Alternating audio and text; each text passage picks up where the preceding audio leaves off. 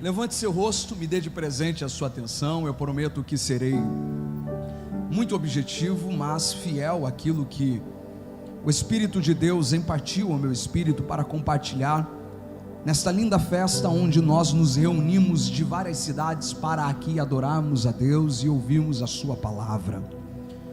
Todas as vezes que eu abro a minha Bíblia no livro do profeta Isaías, o meu coração se alegra. É óbvio que o sentimento de alegria não está apenas atrelado a este livro, mas a qualquer um dos outros 65 livros do texto sagrado que nós carregamos como a base da nossa fé. Contudo, é bem verdade que cada livro carrega a sua particularidade, as suas peculiaridades. Cada livro carrega os seus segredos ou os seus mistérios, e é por isso que destaco que o livro do profeta Isaías, para mim, é um livro que gera um sentimento diferente. Nós sabemos que toda a escritura, de Gênesis a Apocalipse, nas 39 pastas ou nos 39 livros, nas 39 menções do Velho Testamento, ou nos 27 do Novo Testamento, todos os livros carregam o mesmo nível de inspiração. Nós chamamos isso de equivalência na inspiração, ou seja, toda a Bíblia é inspirada por Deus e apta para corrigir, ensinar e formar em justiça, e não há diferença nenhuma no nível de inspiração em nenhum dos livros, o que nos dá a certeza de que a Bíblia não contém a palavra de Deus. A Bíblia é a palavra de Deus, e em qualquer momento eu ouço Deus falando comigo por meio dela. Contudo, considerando que cada livro carrega os seus segredos e as suas particularidades, isto fica claro quando nós detalhadamente observamos não apenas a linguagem que cada livro carrega, como por exemplo os 5 primeiros livros, que nós chamamos de Pentateuco, são sucedidos pelos históricos, com uma linguagem muito peculiar, muito narrativa, com uma linguagem histórica, o que difere totalmente do próximo bloco que o sucede, que são os livros sapienciais ou poéticos, livros como Jó, que são bordados com margens de poesia, e entre estas margens de poesia, do primeiro e segundo capítulo, e dos 2 últimos capítulos, uma linguagem de prosa que percorre todo o texto. Além destas características de linguagem, cada livro carrega os seus mistérios. Exemplo, quando nós olhamos para a carta de Paulo aos Romanos, nós encontramos de forma condensada e intensa o maior tratado teológico de toda a Bíblia Sagrada. A carta de Paulo aos Romanos não é apenas uma missiva, mas é uma tese de dissertação. Pastor e deputado Ismael, Paulo está defendendo a sua fé diante da igreja em Roma, que não o conhecia pessoalmente. Afinal, ele recorre a Roma para pedir ajuda no investimento do projeto missionário que ele tinha em seu coração, a fim de alcançar a Europa, e é por isso que ele mostra para os pais da igreja em Roma no que ele acreditava. E aqui nós temos um tratado teológico que fundamentou as maiores reformas do cristianismo. A reforma protestante surge de uma releitura de Paulo aos Romanos. O reavivamento de John Wesley surge após se encontrar com a certeza da graça apresentada também por Paulo em Romanos. Outra diferença é talvez a carta de Paulo aos Efésios, um livro que carrega segredos, mistérios tão profundos, a ponto de ser considerada a carta ou a obra literária com maior profundidade em revelações. Trazendo essas 2 observações, eu vos mostro que cada livro, apesar de ter a mesma equivalência de inspiração, cada um carrega os seus segredos. É por isso que eu digo que, para mim, o livro do profeta Isaías gera um sentimento diferente, pois ao abrir a minha Bíblia neste livro, meu coração bate mais forte. Afinal de contas, o livro do profeta Isaías é talvez o livro mais evocado da antiga aliança na nova aliança, talvez por ser um protótipo da Bíblia Sagrada. Assim como a Bíblia tem 66 livros, o livro do profeta Isaías tem 66 capítulos. Assim como a Bíblia está dividida entre 39 na antiga aliança e 27 na nova, Isaías carrega 39 profecias apontando, ou 39 capítulos, apontando sentenças proféticas para Israel e os povos que o cercavam, e pelo menos 27 capítulos apontando para este tempo que nós estamos vivendo hoje, chamado graça. O tempo em que quem tem sede vem e bebe, quem tem fome vem, come de graça. Além disso, este livro carrega uma beleza intelectual, cultica, cognitiva extraordinária, que ultrapassa qualquer outro livro, seja na antiga ou na nova aliança. Aqui nós encontramos, pastor Emerson, mais de 2.185 palavras distintas, uma palavra diferente da outra, mostrando o brilhantismo intelectual do profeta. Porém, para além desta informação, para que você tenha ideia do peso desta informação, nós precisamos comparar. Pastor, qual é o livro que se aproxima? O único livro que se aproxima em número de palavras distintas é o livro dos Salmos, com uma diferença absurda. Enquanto Isaías é composto, escrito por um único autor, os Salmos são declamados por dezenas de salmistas. O livro do profeta Isaías é o livro mais evocado, e eu disse, na nova aliança. Se nós fizermos uma leitura cuidadosa e procurarmos as citações diretas, em que o texto de Isaías é tirado, extraído e replicado, ipsis literis, nós vamos encontrar mais de 50 citações, como por exemplo, aquele sábado em que Jesus entrou na sinagoga e ele estava escalado para ler a lei, e o trecho da lei que estava na programação da sinagoga era o trecho do profeta Isaías, em que ele diz: pois o Espírito do Senhor está sobre mim, pelo que me ungiu para.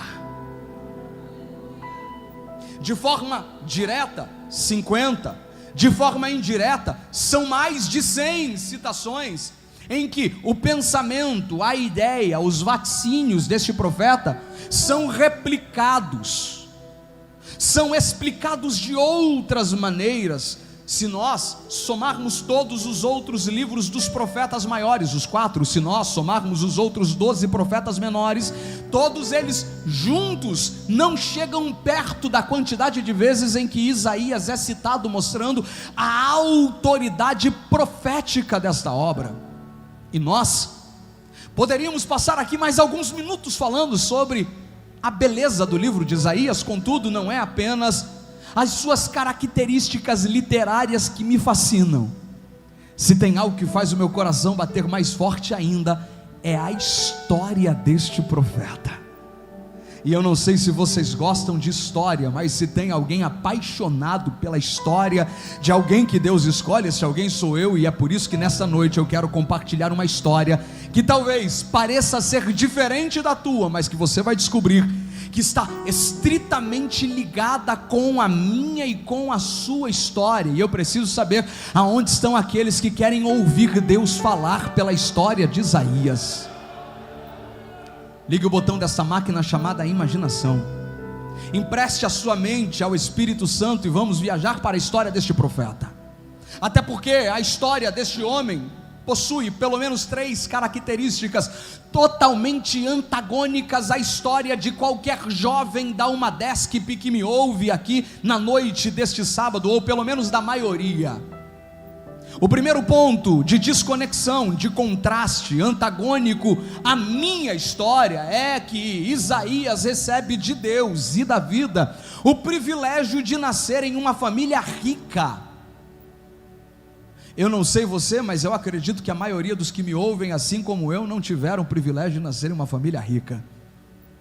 Mas ele tem, tendo em sua formação o suprimento não apenas das suas necessidades, o que faz com que o seu intelecto também seja aguçado. Afinal de contas, a inteligência humana está também relacionada com a alimentação, em especial a quantidade de proteínas ingeridas, principalmente na fase inicial, na sua infância, no desenvolvimento da sua cognição. Isaías era alguém que tinha tudo o que precisava, e mais do que ter tudo o que precisava, Isaías era alguém que tinha tudo o que desejava.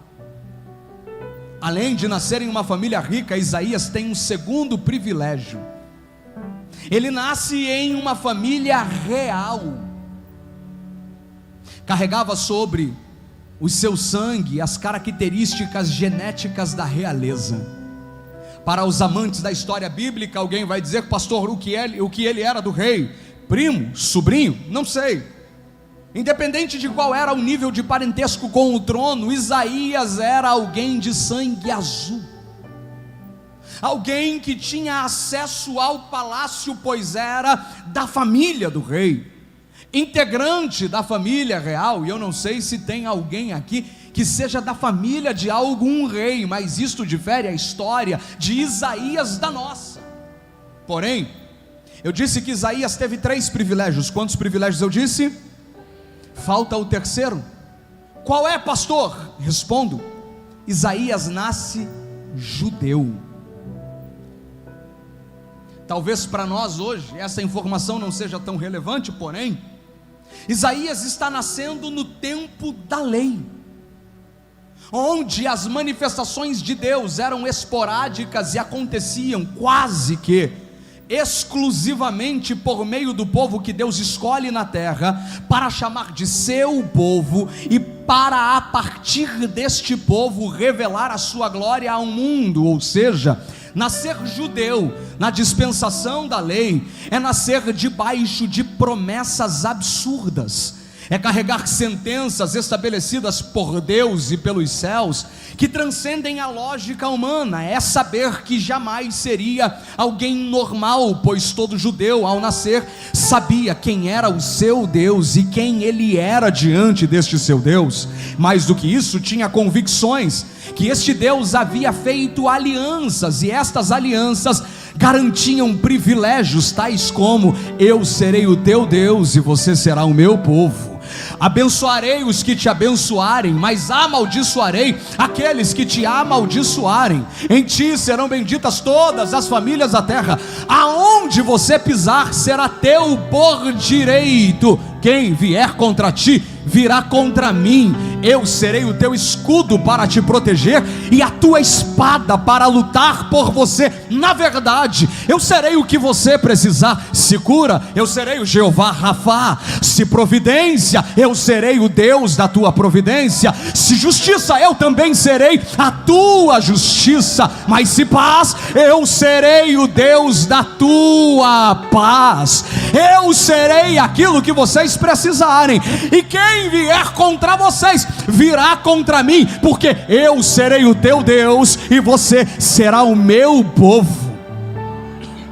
Eu já estou sentindo a graça dele aqui, e eu me alegro pregar para gente inteligente, pastor Leandro, porque enquanto eu estou falando as profecias que Deus liberou sobre Abraão, Isaque e Jacó, confirmou em Moisés, eu vi gente celebrando e glorificando, levantando as mãos, e a pergunta é: por que, se essas profecias, pastor, são para eles da antiga aliança? É porque crente pentecostal é inteligente, sabe que em Cristo todas estas bênçãos não estão limitadas a Abraão, não estão limitadas a Isaque, não estão limitadas a Jacó. Se você está comigo nessa palavra, pega na mão de alguém que está do teu lado e diz para ele: se prepare, porque se você não entendeu ainda, chegou a hora de entender.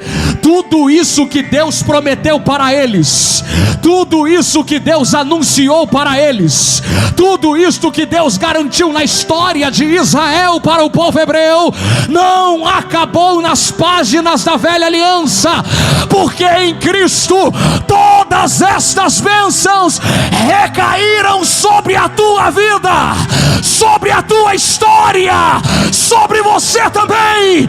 E se tem alguém que toma posse desta palavra, levante as duas mãos aos céus, porque queira o diabo ou não, a promessa está de pé. Eu vou deixar você adorar. Só quem crê e recebe. Quem tem glória pode entregar. Quem tem aleluia pode entregar. Quem crê que a promessa é verdadeira, por um minuto, depois eu vou continuar.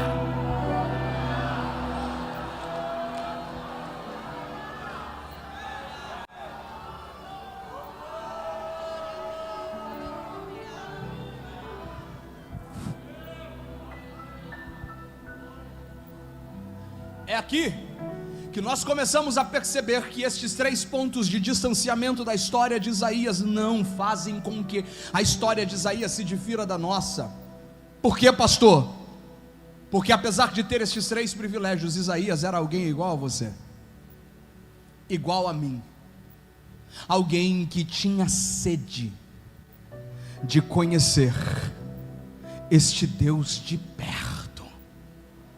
Até porque o maior privilégio que ele teve na vida não foi ter nascido rico. O maior privilégio que ele teve na vida não foi ter nascido membro da família real. O maior privilégio que ele teve foi ter nascido judeu. Ao nascer judeu, desde bebê, ainda antes de ser gerado, quando era um feto ainda sem forma, eu imagino sua mãe cantarolando para ele os cânticos de Davi, os cânticos de Asaf. Desde que nasce, todas as vezes que ele precisava dormir, a sua mãe o embalava para dormir cantando os cânticos de Miriam. Ao nascer, ao atingir os 3 anos de idade, é seu pai quem assume a responsabilidade de formação. E todos os dias, ao acordar, ao ir à mesa, ao se levantar, no caminho, ao deitar, é seu pai quem senta com ele para contar sobre o Deus de Israel. Eu imagino desde criança ele ouvindo a história do Deus que apareceu para Abraão. Enquanto em Ur dos Caldeus ele construía estátuas de deuses pagãos, aparece uma voz na história que não vinha da estátua que ele construía, mas que vinha do céu, do alto e sublime trono que governa todas as coisas. Eu imagino seu pai contando como Deus mudou a história de Isaac, quando todos acharam que os seus poços entulhados iriam ser o sinônimo do fracasso, mas Deus injetou sobre ele ânimo, e ele mesmo tendo os poços obstruídos, teve coragem para desentulhar, como quem está dizendo: aquilo que Deus me deu ninguém vai tomar, aquilo que Deus me deu ninguém vai roubar, aquilo que Deus me deu ninguém vai... Eu estou sentindo graça e eu preciso profetizar. Eu preciso saber se tem alguém que acredita em palavra profética. Só quem crê em profecia, levante uma de suas mãos aos céus. Deus te trouxe na noite deste sábado, no congresso da Umadesc da 4ª região, para liberar uma palavra sobre você e sobre a sua história. Aquilo que os céus reservaram para a tua vida, não tem ninguém na terra capaz de parar. Não tem ninguém na terra capaz de impedir, independente das forças empregadas para tentar neutralizar o teu futuro. Assim diz o Senhor: a tua história está na palma das minhas mãos, e operando eu, quem impedirá? Eu preciso saber se tem alguém que acredita nesta palavra, se tem alguém que crê, para vergonha do inferno. Abra a boca para adorar, para adorar, para adorar.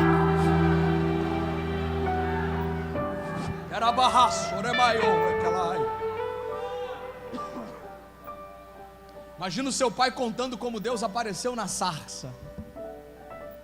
Pastor Leandro, a sarça que queima, mas não se consome. Pastor Hermes, a sarça que não desaparece no meio do fogo.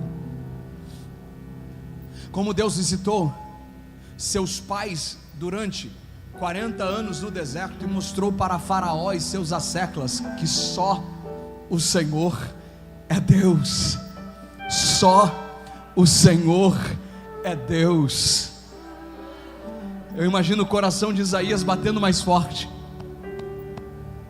quando um dia seu pai conta sobre um tempo de crise em que Israel estava vivendo, em que o altar estava profanado, pois aqueles que deveriam cuidar do altar estavam cuidando de seus próprios interesses, e Não havia mal que eles não fizessem diante do ambiente da presença de Deus ou do sagrado.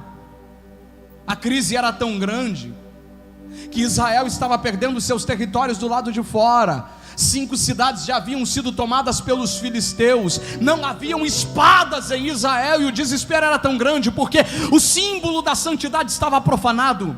As posses e conquistas herdadas com sangue, suor e lágrimas estavam sendo suplantadas. Não havia esperança, até que no meio do caos aparece uma mulher chorando, dizendo: Senhor, se o Senhor abrir a minha madre, é o mesmo Deus que vai me dar, é o Deus que vai receber, porque eu vou entregar ao Senhor aquilo que o Senhor vai entregar para mim. Alguém dizia: mas o cenário é de crise. E ela estava dizendo: eu não estou entregando para o ambiente, estou entregando para Deus. Eu não estou apresentando para a cultura, estou apresentando para o Deus criador dos céus e da terra. Eu imagino Isaías ouvindo a história do Deus que abre a madre de Ana e dá a ela Samuel, mas seu coração se alegrando quando seu pai conta que este pequeno Samuel um dia resolveu se deitar antes que a luz do templo se apagasse, e no meio da crise, quando todos achavam que Deus estava distante do seu altar,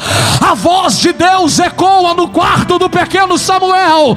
A voz de Deus ecoa no quarto daquela criança, como se Deus estivesse dizendo: se os sacerdotes não ouvirem, se os levitas não ouvirem, eu começarei a falar com as crianças, mas parar de falar eu não paro. Samuel, Samuel, eis-me aqui, Senhor. Eu preciso saber se tem alguém que veio com sede de ouvir a voz dele. Só quem veio por um minuto. Não deixe esta igreja em silêncio. Quem tem glória, agora é a hora. Quem tem aleluia, agora é a hora. Quem é batizado com o Espírito Santo, eu vou dar um minuto para você orar em línguas. Depois eu vou continuar.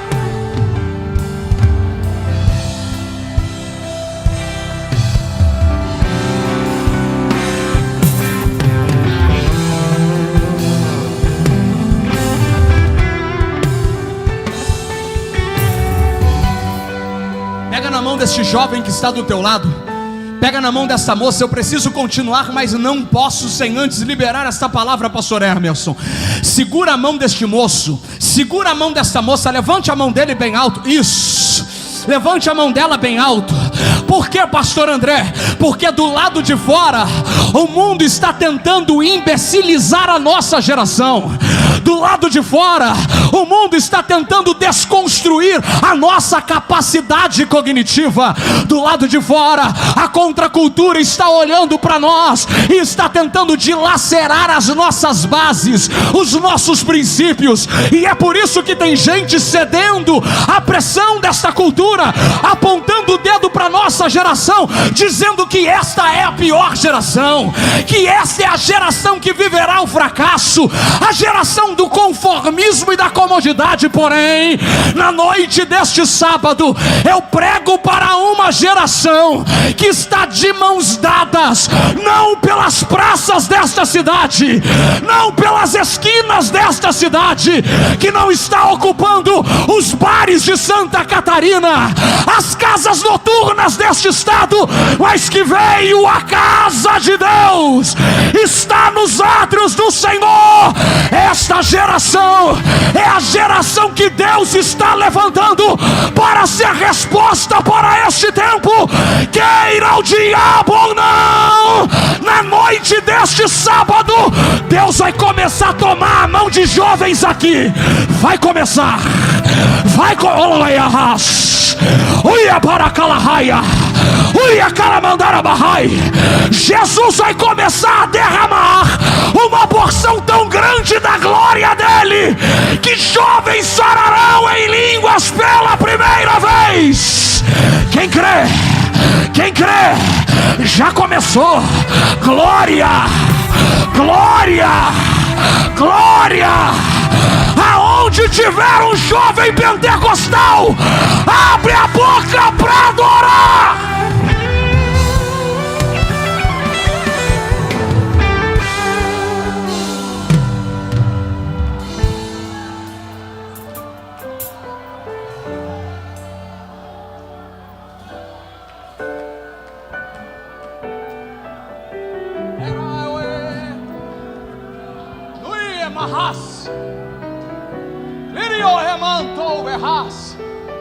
Está chegando a hora em que Deus vai começar a abrir os nossos olhos espirituais novamente.